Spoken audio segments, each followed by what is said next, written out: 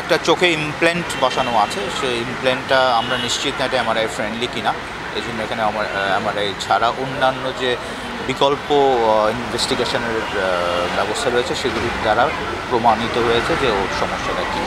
নাফিস ইকবাল আজকে সকালে অনেক মাথা ব্যথা এবং দুর্বলতা নিয়ে চট্টগ্রামে একটা স্থানীয় হাসপাতালে ভর্তি হয়। তো সেখানে প্রাথমিক স্ক্যান করার পর আমরা জানতে পারি যে ওর মস্তিষ্কে রক্তক্ষরণ জাতীয় এক ধরনের সমস্যা হয়েছে। তো আমরা তাৎক্ষণিকভাবে নাফিসকে এয়ারলিফট করে ঢাকায় আনার ব্যবস্থা করি। সো আজকে বিকালে ঢাকায় আসার পর ঢাকায় বাংলা স্পেশালাইজড হসপিটালেও ভর্তি হয়।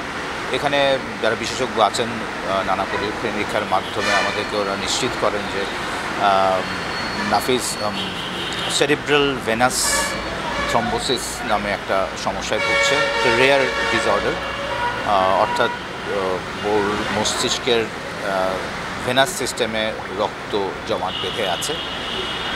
এখন মেডিকেলি স্টেবল আছে, যেই প্যারামিটার্সগুলি সাধারণত দেখা হয় সেই প্যারামিটারগুলি সব ভালো আছে। এখানকার ডাক্তার আশা করছেন যে এটা কনজারভেটিভ ম্যানেজমেন্টের মাধ্যমে এই সমস্যার সমাধান সম্ভব। ওই উদ্দেশ্যে ওকে এখানে ভর্তি করা হয়েছে এবং আগামী কয়েকদিন পর্যবেক্ষণে রাখা হবে এবং কনজারভেটিভ ম্যানেজমেন্ট কন্টিনিউ করা হবে। বিশেষজ্ঞদের মতামত অনুসারে সমস্যার যদি ডিটেরিওরেশন না হয়, আরও খারাপের দিকে না যায়, তাহলে এই সমস্যাটা পুরোপুরি ভালো হয়ে যাওয়ার সম্ভাবনা রয়েছে। আর কিছু না, এমনি স্টেবল। এখানে কয়দিন থাকতে হবে? এখানে আপাতত ওভাবে না বলে আপাতত প্রথম এসব ক্ষেত্রে সাধারণত তো ধরেন প্রথম 2-3 দিন একটু অবজারভেশনে রাখতে হয়। তো আজকে রাতটা ও এইচডিইউ ইউনিটে থাকবে। কালকে যদি সিমটম ভালো হয় তাকে ওকে ওয়ার্ডে শিফট করা হবে।